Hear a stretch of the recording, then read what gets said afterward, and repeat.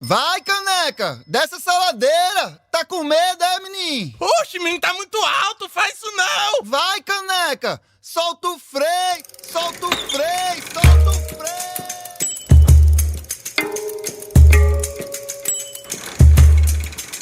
Olá, ouvintes da Rádio Frei Caneca FM. Está começando mais uma edição do programa Solta o Frei. Aqui nós debatemos sobre mobilidade, bicicleta, gênero, sustentabilidade, democracia e muito mais. Se você tem uma campainha na sua bicicleta, toca ela agora mesmo, para todo mundo saber que você está antenado aqui no programa. O programa Solta o Frei é uma produção da Sociedade Civil para Frei Caneca FM, a rádio pública do Recife. Olha, hoje eu vim botar o dedo na ferida, principalmente dos ciclistas de plantão. Para começar, eu quero logo perguntar quantos amigos ciclistas negros você tem? Com quem é que você pedala? Quem é que você cumprimenta quando para no sinal? Quem são os cicloentregadores que chegam até sua casa? Enquanto vocês vão pensando aí, eu vou falando o que a gente vai ter no programa de hoje. O tema, mobilidade ativa e questões raciais, obviamente. Vocês estão ligados que a Associação Metropolitana de Ciclistas do Recife, a Amiciclo, tem um grupo de trabalho Ciclo Preto. O Ciclo Preto é um grupo aberto para pessoas negras e não brancas que promove a discussão de etnia, raça e classe, propondo ações que se interconectem com a pauta da bicicleta. Citei ele aqui porque a gente vai ler o Manifesto Ciclo Preto no nosso momento de Foca na Leitura. Vamos ter uma entrevista bem escurecedora com Anderson Vieira, cicloentregador, estudante de educação física, bailarino, arte educador e bicicleteiro desde 2009. Além de uma obra-prima que a gente chama de paródia, que foi composta pelo GT Ciclo Preto, especialmente para esse programa. Mas bora voltar para aquelas perguntas e não tente me enrolar não, porque eu não sou carretel. Tu já pensasse? Quero saber a resposta, porque assim como a branquitude monopoliza todos os espaços da nossa sociedade, o rolê do cicloativismo não é diferente. Eu, enquanto uma mulher negra, me sinto deveras incomodada com a quantidade de homens brancos encabeçando o rolê da bicicleta. E não é só aqui no Recife, mas no mundo todo. E aí a gente tem que começar a discussão falando sobre mobilidade urbana no geral. Quem é que pode ir a tal lugar? Quem tem acesso a quê? Como as pessoas ricas se locomovem? E as pessoas negras? A segregação racial já começa pelo transporte coletivo. Primeiro, que quase não existe acessibilidade urbana no Brasil, só para começar. Ou seja, não existe facilidade para que pessoas de diferentes grupos sociais e níveis de renda distintos consigam acessar oportunidades de emprego, por exemplo, assim como serviços de saúde e educação, atividades culturais e de lazer. Mobilidade urbana é tudo, minha gente. Sem isso, a gente ficaria trancado em casa, perdendo as maravilhas que é viver nas ruas e usufruir dos nossos direitos. Gente feliz é gente que consegue se locomover na cidade na moralzinha, sem muitos estresses. Estamos cada vez mais estressados, ansiosos, depressivos, muito também porque não temos qualidade de vida. Imagina que inferno todo dia que é você estar indo trabalhar em condições mais do que insalubres e ainda ter que demorar uma volta ao sol para chegar num local. Um sufoco, o aperto, o calor, enfim, um inferno, né, minha gente? Eu vou começar a falar de um monte de número agora, por isso eu já vou aconselhando a irem parando o que estão fazendo para focar aqui um pouquinho, é rapidinho, prometo que vai ser igual a mel na chupeta de tão fácil. Vê só aqui comigo. Em 2010, o tempo de deslocamento casa-trabalho era de 35 minutos, em média. Em 2018, Recife tinha mais de 1.600.000 habitantes. Esses números a gente tirou do documento Desigualdades Socioespaciais de Acesso a Oportunidades nas Cidades Brasileiras, publicado em 2020 e de autoria do Instituto de Pesquisa Econômica Aplicada, o IPEA, que mostra os resultados do projeto Acesso a Oportunidades. A pesquisa traz a observação de que a forma como as atividades e espaços estão distribuídos no território é determinante para chegar no resultado encontrado. Onde estão as áreas de lazer da cidade? Os empregos, as boas escolas. Os autores avaliaram que no contexto brasileiro, em que a população de baixa renda é quem mais depende do transporte ativo como meio de acesso ao seu trabalho, os resultados apontam como o acesso a oportunidades por modo ativo tende a ser limitado, especialmente nas periferias urbanas, onde, via de regra, há maior carência de infraestrutura cicloviária. Em outras palavras, a concentração de atividades econômicas e serviços de transporte são nas áreas centrais das cidades, enquanto tudo para quem mora nas margens, nas periferias, é uma labuta danada. A mesma pesquisa comprova o que a gente já está careca de saber. Todas as cidades estudadas, com Recife no meio, inclusive, apontam que a população branca tende sistematicamente a ter mais fácil acesso aos serviços de saúde do que a população negra, por exemplo. Aí a gente se pergunta até onde a população periférica pode ir, né? Porque tudo isso deixa negritado o plano que sempre esteve em curso no nosso país de barrar o povo pobre e negro do seu acesso à cidade. Esse sim é um tema muito doido, viu, gente? A gaiatice da gente até desaparece nesse momento, porque é tudo muito sintomático. E dentro do cicloativismo é tudo muito branco também. Não à toa, cicloativistas negros e não brancos da Associação Metropolitana de Ciclistas do Recife, a Amiciclo, criaram o GT Ciclo Preto recentemente. O grupo de trabalho discute questões raciais na atuação da associação e contribui para desmontar a branquitude no cicloativismo. Então, você pretinha, você pretinho, tá procurando um lugar seguro e confortável para discutir mobilidade e questões raciais? Se chegue na Amiciclo, que as portas dessa Wakanda ciclística estão abertas para você. Wakanda Forever! Bem, convite devidamente feito, o GT Ciclo Preto fez um manifesto denunciando algumas questões, sobretudo nesse momento efervescente das pautas raciais no Brasil e no mundo. O pronunciamento do grupo é de extrema importância para guiar nossa conversa aqui hoje. Por isso, trouxemos só um trecho do Manifesto Ciclo Preto para o nosso Foca na Leitura.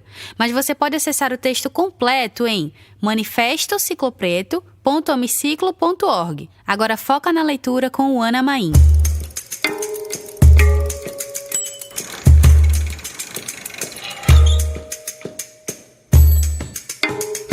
A essa altura, você deve estar se perguntando: entendi que a branquitude pinta a bicicleta de branco com um caucasiano sorrindo. Mas por que a bicicleta? A bicicleta emerge como uma alternativa acessível à população periférica, na possibilidade de acessar os dispositivos urbanos, acessível tanto no preço de aquisição quanto de manutenção.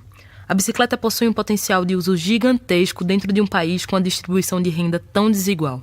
O direito à cidade e a redução das desigualdades são cláusulas constitucionais irrevogáveis. Entretanto, estes não são realizados no cotidiano. Muito pelo contrário. Há uma negação contínua da população periférica de utilizar e existir na totalidade da cidade. Numa sociedade em que os elevados números de mortes no trânsito, em que a segregação social, a poluição ambiental e a crescente privatização dos espaços públicos são consequências da política vigente, se promove a cultura da bicicleta como um instrumento de transformação social e política, onde são apresentadas as vantagens de sua utilização para gerar no público uma reflexão de como as cidades devem ser pensadas. Mas não devemos focar apenas na luta contra a estrutura carrocrata, uma vez que o cicloativismo, ao se focar tão exclusivamente no combate à supremacia dos carros, nunca teve muito êxito em perpassar questões de raça, classe e gênero. Devemos pensar novas cidades levando em consideração os sujeitos em sua totalidade. Temos um processo histórico de construção e consolidação dos centros urbanos dentro de uma lógica que atende aos interesses da burguesia nacional, que utiliza o carro tanto como meio de transporte, como objeto referencial de status para ser visto como bem-sucedido. Para tanto, as cidades foram reformuladas para atender tais interesses, passando por processos de embranquecimento populacional, gentrificação e expulsão dos negros para a periferia. Associado a isso, ainda há em curso uma estrutura que impossibilita o sujeito periférico e negro de alavancar sua vida, sendo relegado à pobreza como condição normal de sua existência. No debate sobre mobilidade, a questão de raça sempre foi escanteada, e isso não faz nenhum sentido lógico e estrutural. Se excluímos a centralidade da questão racial no debate da estruturação das cidades, estamos tirando mais da metade da população do jogo. Nenhuma análise séria sobre as condições de mobilidade pode dar-se sem levar em conta o processo histórico de periferização dos centros urbanos, da gentrificação das cidades e, principalmente, do Plano Nacional de Empobrecimento da População Negra. Minha gente, é desigualdade, pobreza, racismo, segregação. É mazela que não se acaba mais. A população negra, além de não ter acesso garantido, ainda tem que lidar com o transporte público caro, né?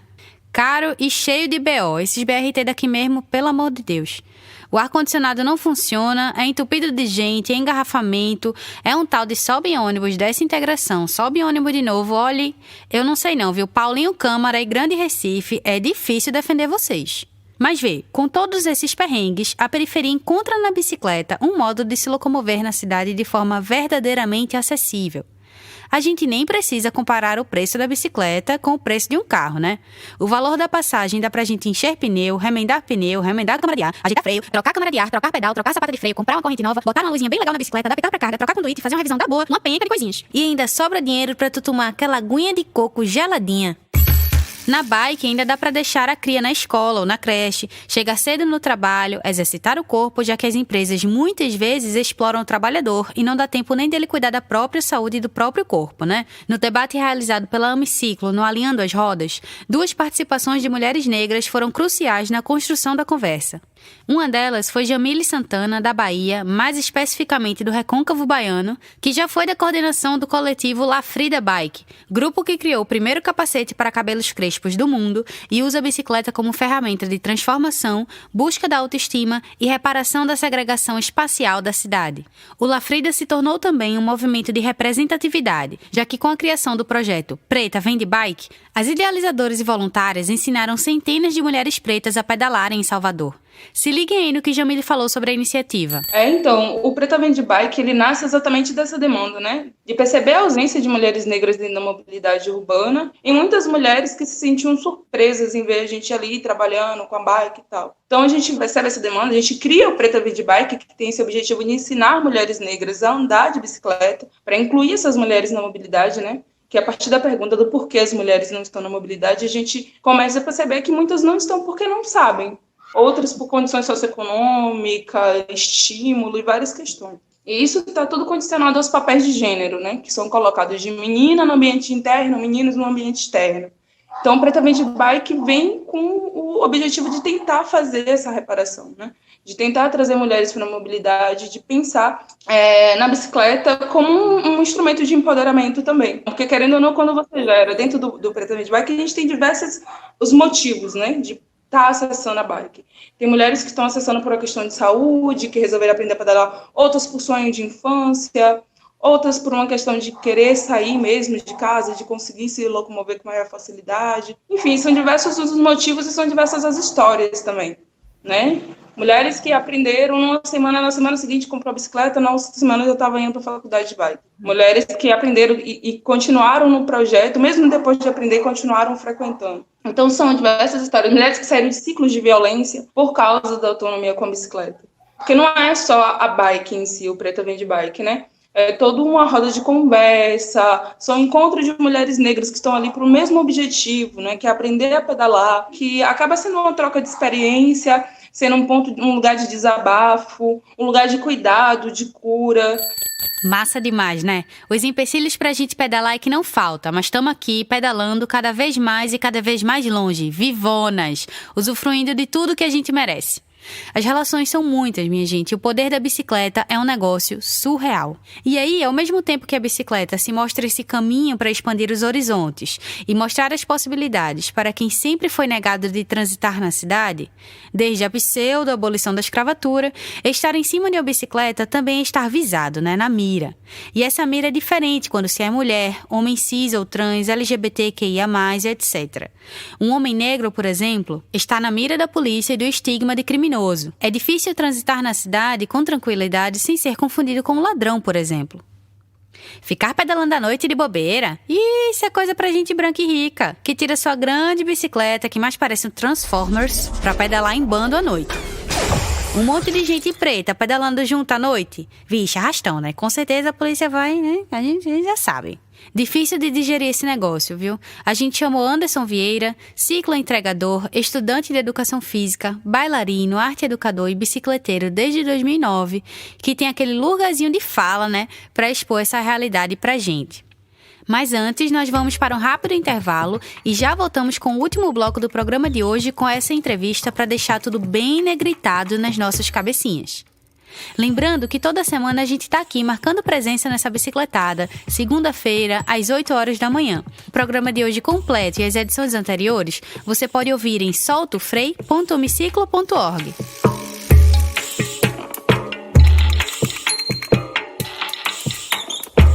E aí, ouvintes da Frei Caneca FM, voltamos com o Solta o Frei, o programa sobre duas rodas e na força do pedal. Hoje falando sobre mobilidade ativa e questões raciais. E como prometido, bora logo para nossa entrevista com Anderson Vieira, cicloentregador, estudante de educação física, bailarino, arte educador e bicicleteiro desde 2009. Bem-vindo ao Solto Freio, Anderson. Obrigada por participar do programa. A gente estava falando no bloco anterior de como há desigualdade, inclusive no acesso aos espaços. E eu quero saber se contigo a bicicleta se tornou escolha justamente por essa razão. Tu pode contar um pouquinho de como foi esse encontro entre você e a bicicleta? Bom dia, Tuane. Bom dia a todos e a todas. Minha relação com a bicicleta, meu primeiro encontro se deu na infância, como quase todas as crianças, né? Aquele sonho de ter a bicicleta, até que em algum momento a minha família conseguiu comprar uma bicicleta para mim, que nem sempre é fácil, mas de certa maneira a bicicleta é acessível porque a gente pode comprar uma bicicleta que não seja necessariamente uma bicicleta nova ou muito cara. E aí, como uma questão de meio de transporte, ela surgiu pela falta de dinheiro quando eu fazia um curso a 10 km da minha casa e não tinha condições de bancar minhas passagens. E aí eu comecei a me utilizar da bicicleta que ganhei de um amigo, velha, para poder ir para esse curso. Massa. E tu acha que a bike diminuiu ou potencializou esse olhar racista sobre a sua existência e sobre o seu corpo? A bicicleta ela dá uma potencializada nesses processos de perceber o racismo, uma vez que você está no meio de transporte que é mais exposto, digamos assim. E aí a gente, dentro de uma estrutura que percebe todas as opressões a partir das pessoas brancas e das pessoas de mais poder aquisitivo em relação a gente, eu acho que a gente fica muito mais exposto, né? Com certeza. Eu queria saber, inclusive, quais são os maiores desafios que você enfrenta, né, nessa sua relação com o trânsito. E, claro, se você tiver a vontade para contar, nos dá algum relato de alguma experiência que você passou. Tá certo. Eu acho que os maiores desafios estão ligados às relações de poder mesmo. Eu acho que a falta de respeito, a falta de enxergar a pessoa preta enquanto pessoa é algo que vem desde o processo de escravização, né, e dessa invisibilidade da pessoa preta. Eu acho que isso também se dá no trânsito, né? E aí eu acho que as estruturas cicloviárias também contribuem para isso, porque toda a dinâmica do nosso trânsito ela é pensada para os carros, né, que são geralmente, em sua maioria, das pessoas brancas de classe média ou média alta, né? E aí, a partir do momento que é diminuído o nosso espaço, a gente não tem por onde circular, a gente fica exposto a todo tipo de imposição das pessoas sobre a gente. Assim, um caso que eu achei muito curioso foi quando uma vez eu precisei pegar um carro desse de aplicativo e o motorista estava contando pra gente que achava um absurdo os ciclistas estarem na rua porque atrapalhavam o trânsito e tal. E quando a gente foi conversar com ele, ele disse porque achava que era errado pelo fato do ciclista ser menor do que ele. Aí eu disse que no Código Brasileiro de Trânsito, o maior é que tem a responsabilidade sobre o menor. E aí ele ficou tipo, é mesmo? Como assim? Eu achava que era o contrário. Porque de tanta essa prática de quem é maior se impor no trânsito em cima de quem é menor e o menor que pare, porque ele é que vai ter o prejuízo, né, do impacto do acidente, seja lá o que for, da vida, no caso de quem é ciclista. Então as pessoas se habituaram a se impor. E aí, na cabeça dele, ele acreditava plenamente de que o menor é que tem que dar a vez para o maior. É incrível como essas opressões elas se reproduzem em diversas esferas das nossas vidas, né? Você falou sobre estrutura cicloviária e eu queria saber como que a ausência de uma infraestrutura adequada impacta na sua vida, né? O quanto que essa ausência lhe deixa exposto a essas violências.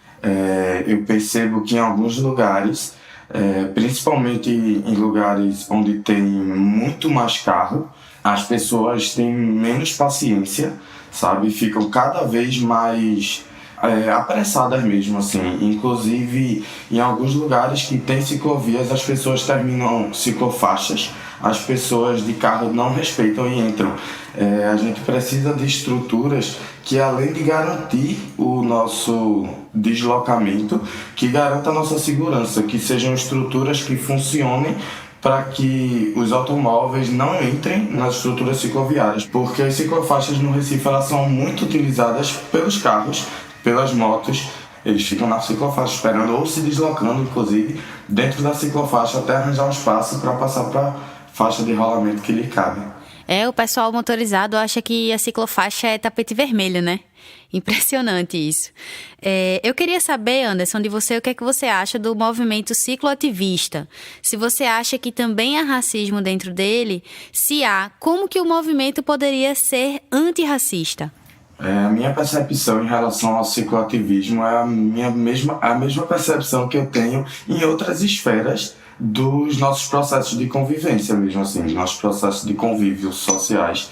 A gente fala muito, hoje em dia se fala muito em dar voz às pessoas pretas, e eu fico sempre pensando que a gente não precisa que nos deem voz, a gente já fala, a gente sempre falou.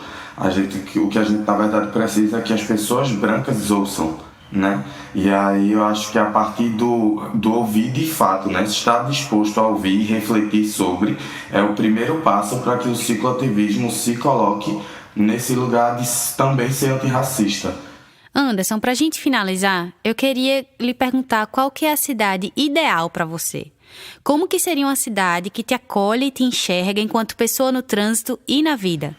A cidade ideal, eu acho que seria uma cidade pensada a partir de um grupo mais diverso, sabe? Eu acho que a gente pensar a cidade, botar para pensar a cidade, só as pessoas que se utilizam de uma forma, só um grupo único de pessoas, a gente vai ter sempre uma cidade destinada àquele grupo específico. Eu acho que a gente precisa envolver ciclistas para pensar as questões de mobilidade, pessoas pretas para pensar as questões de mobilidade e raça, né? Botar mulheres para pensar também as questões de gênero dentro dessas questões de mobilidade. Eu acho que ter um grupo mais diverso que contemple realmente a diversidade da sociedade é o que vai fazer a gente pensar numa cidade que abrace a todas e todos. Perfeito. Muito obrigada por aceitar participar do programa. Eu acho que foi muito enriquecedor para todo mundo que está ouvindo a gente aqui agora. Eu que agradeço. Agradeço a tua, a Amiciclo, a Freicaneca FM aí, porque esse projeto tá bem bonito e acho bem importante a gente estar falando sobre tudo isso. Obrigado. A conversa com Anderson trouxe a perspectiva de um homem negro transitando na cidade. E é por isso que a gente, da Amiciclo, está com a campanha Ciclovias Emergenciais Já, porque sabemos quem foi o trabalhador que não parou, que precisou ir ao trabalho, circular nas ruas e servindo quem teve o direito de ficar em casa garantido nesse contexto pandêmico que enfrentamos e que estamos encarando a rebordosa. É mais gente preta trabalhando com a bike e, consequentemente, mais suscetível a colisões e atropelamentos no trânsito. Inclusive, se você ouvir por aí acidente, já pode ir dizendo que o certo é colisão e atropelamento. Porque acidente é quando a gente derruba um prato no nosso próprio pé. Carro é uma arma em potencial, né? Já falamos disso aqui. Todo carro em alta velocidade ou com motorista embriagado está assumindo o risco de matar. Vez ou outra, colisão ou atropelamento é causado por falhas técnicas do carro. Não descartamos esse fato, lógico, mas a maioria das vezes é por pura irresponsabilidade dos motoristas. E as mortes no trânsito também têm cor. Segundo o último mapeamento das mortes no trânsito, de 2010, o perfil das vítimas atropeladas no Brasil, incluindo os 7 tipos de colisões com pedestres, pessoas pretas e pardas somam mais de 5.000 do total de óbitos. Em seguida vem a raça branca, com mais de 4.000 óbitos. 445 dessa lista tem a raça ignorada. Depois vem as raças indígena e amarela, com 30 e 29, respectivamente. Enquanto isso, a pesquisa diz que o perfil dos ciclistas envolvidos em colisões e atropelamentos é majoritariamente negro e pardo. As duas cores totalizam 758 do número total de 1.513 óbitos. Infelizmente, não temos esse número atualizado, por isso imaginamos que esse dado deve ter aumentado consideravelmente de 10 anos para cá. Os números do Recife, reunidos pela Associação Metropolitana de Ciclistas do Recife, a Amiciclo, ainda não fazem especificação de raça na pesquisa de colisões e atropelamentos. No entanto, a associação consegue identificar os pontos mais violentos da cidade, como, por exemplo, as avenidas Governador Agamenon Magalhães, Avenida Norte Miguel Arraes de Alencar, Avenida Marechal Mascarenhas de Moraes e a Avenida Caxangá. Juntas, somam mais de 7.000 colisões e atropelamentos em 5 anos, ou seja, temos quase 4 atropelamentos ou colisões por dia. Agora, imagine a aflição do povo preto em andar de bike com medo de ser atropelado todo santo dia. A galera do GT Ciclo Preto da Amiciclo fez uma paródia denunciando essa experiência horrível de transitar ao lado de motoristas racistas. E hoje a paródia é na voz da nossa maravilhosa Uana Maim, que vocês já conhecem, né? Afinal, dividimos esse posto de locutora do Solto Freio. Inclusive, vocês sabiam que a minha parceira de locução também é cantora e compositora? Se deliciem agora com a voz dessa preta maravilhosa artista perfeita. Vinha de boa, devagarinho. Tu me trancou e eu fui pro chão. Não me atrapalhe, não me defino, que eu só quero pedalar. Me deu um fino, passou tão perto, que eu caí no chão. E o miserável teve nem coragem de me estender a mão.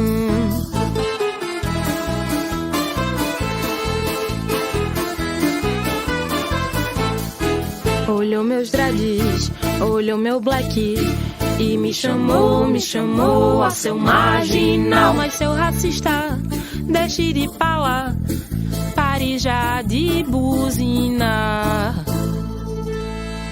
O motorista branco racista, não leve a mal, mal. Eu sou ciclista, também trabalho e eu não quero morrer, não.